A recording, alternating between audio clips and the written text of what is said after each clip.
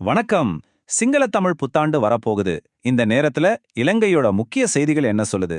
ஒரு பக்கம் கொண்டாட்டத்துக்கான ஏற்பாடுகள் நடந்தாலும், மறுபக்கம் நாட்டின் நிலைமை உண்மையில எப்படி இருக்கு? வாங்க இன்னைக்கு காலையில வந்த முக்கியமான செய்திகளை ஒன்னொன்னா விரிவா பார்க்கலாம்.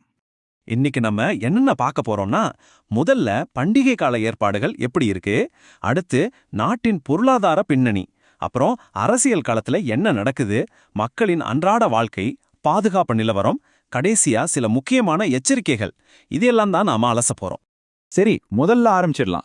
புத்தாண்டு கொண்டாட்டத்துக்காக நாடு எப்படி தயாராகிக்கிட்டு இருக்கு? என்ன மாதிரியான ஏற்பாடுகள் எல்லாம் செஞ்சிருக்காங்க? வாங்க பார்க்கலாம். பாருங்க, மக்கள் அவங்க சொந்த ஊர்களுக்கு போக வசதியா ரொம்ப பெரிய ஏற்பாடுகள் செஞ்சிருக்காங்க. கிட்டத்தட்ட 1500 கூடுதல் பஸ் சர்வீஸ் விடுறாங்க. இது ரொம்பவே அதிகம். அது மட்டும் இல்ல, கொழும்புல மட்டுமே 50 பஸ்ஸுகள் ஸ்டாண்ட் பைல இருக்கு. பயணம் ஒரு பக்கம்னா பாதுகாப்பு இன்னொரு பக்கம். நாடு முழுக்க ஒரு ஸ்பெஷல் செக்யூரிட்டி பிளான் கொண்டு வந்திருக்காங்க. மக்கள் நிம்மதியா பண்டிகை கொண்டாடணுங்கிறது தான் நோக்கம். ஆனா இந்த கொண்டாட்டங்களுக்கு நடுவுல ஒரு ஸ்ட்ரிக்டான வார்னிங் கொடுத்திருக்காங்க.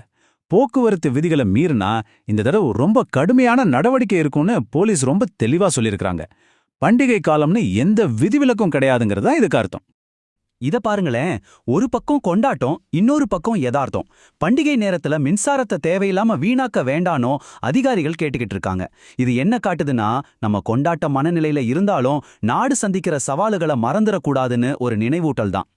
அந்த யதார்த்தம்னு சொன்னோம் இல்லையா, அதுல ரொம்ப முக்கியமானது பொருளாதாரம் தான். மக்கள் புத்தாண்டு கொண்டாட தயாராகிற இந்த நேரத்துல நாட்டின் நிதி நிலைமை, அவங்களோட நிதி நிலைமை உண்மையில எப்படி இருக்கு? இந்த கேள்வி ரொம்ப முக்கியம். இந்த புத்தாண்டோட பொருளாதார யதார்த்தம் என்ன?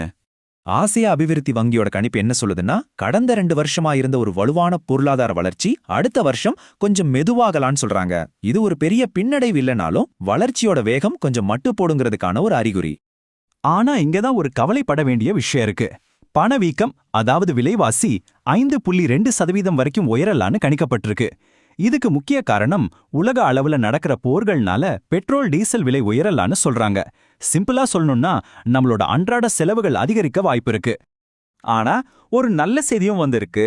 அரசாங்கத்தோட வரி வருமானம் ரொம்ப நல்லா இருக்கு. இந்த வருஷத்தோட முதல் 3 மாசத்திலேயே வருடாந்தர டார்கெட்ல கால்வாசியை எட்டிட்டாங்க. இது நாட்டின் நிதிநிலைக்கு ஒரு நல்ல ஸ்டார்ட்.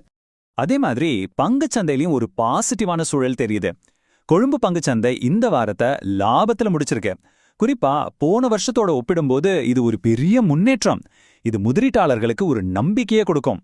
சரி, மக்கள் பண்டிகை கொண்டாட்டத்துல இருந்தாலும் அரசியல் களம் எப்போதுமே பிஸியா தான் இருக்கு. இந்த வாரத்தோட முக்கியமான அரசியல் நகர்வுகள் என்னென்னு பார்ப்போம். முதல்ல வலசட்டி அமைச்சர் குமார ஜெயக்கோடிக்கு எதிரா எதிர்க்கட்சிகள் கொண்டு வந்த நம்பிக்கையில்லா தீர்மானம் நாடாளுமன்றத்துல தோற்கடிக்கப்பட்டிருக்கு. அதாவது அமைச்சருக்கு எதிரா போதுமான ஓட்டுகள் இல்லாததால அவர் தன்னோட பதவியில தொடர்ந்து நீடிக்கிறார். இது ஒரு மிக முக்கியமான முடிவு. 2009ஆம் வருஷத்துல இருந்து செஞ்ச எல்லா நிலக்கரி இறக்குமதியும் விசாரிக்க ஒரு சிறப்பு ஜனாதிபதி ஆணைக்குழுவை அரசாங்கம் நியமிச்சிருக்கு. இது சம்பந்தமா பல சர்ச்சைகள் இருந்ததால இந்த விசாரணை ரொம்ப முக்கியத்துவம் வாய்ந்ததா பார்க்கப்படுது. இதற்கிடையில் முன்னாள் ஜனாதிபதி மஹிந்த ராஜபக்ஷ தன்னோட சொத்து விவரங்களை இளஞ்ச ஊழல் ஆணைக்குழு கிட்ட கொடுத்திருக்கிறதா உறுதிப்படுத்தப்பட்டிருக்கு. அரசியல்வாதிகளோட சொத்து விவரங்கள் எப்போதுமே மக்கள் கவனிக்கிற ஒரு விஷயம்தான். சரி, இப்போ அரசியல் ஒரு பக்கம் இருக்கட்டும். இப்போ சாதாரண மக்களோட அன்றாட வாழ்க்கையை பாதிச்ச செய்திகள் என்னென்னு பார்க்கலாம். ஒரு நிம்மதியான செய்தி. கடந்த 48 மணி நேரமா மருத்துவர்கள் செஞ்ச அடையாள வேலை நிறுத்தம் இன்னைக்கு காலையில முடிவுக்கு வந்திருக்கு. இதனால மருத்துவமனைகள்ல சேவைகள் மறுபடியும் இயல்பு நிலைக்கு திரும்புது. இது நோயாளிகளுக்கு ஒரு பெரிய ஆறுதல். ஆனா ஒரு ரொம்பவும் துயரமான சம்பவமும் நடந்திருக்கு. மட்டக்குழியில நடந்த ஒரு பஸ் விபத்துல 10 வயசு பள்ளி மாணவி ஒருத்தங்க பரிதாபமா உயிரிழந்திருக்காங்க. இந்த பண்டிகை காலத்துல நடந்திருக்கிற இந்த சோகம் ரொம்பவே வருத்தத்தை கொடுக்குது. கடைசியா இனி வரப்போற நாட்களை பத்தி பார்ப்போம். குறிப்பா இந்த பண்டிகை காலத்துல மக்கள் பாதுகாப்பா இருக்க என்னென்ன எச்சரிக்கைகள் கொடுத்திருக்காங்க. வானிலை ஆய்வு மையம் 2 முக்கியமான எச்சரிக்கைகளை கொடுத்திருக்கு.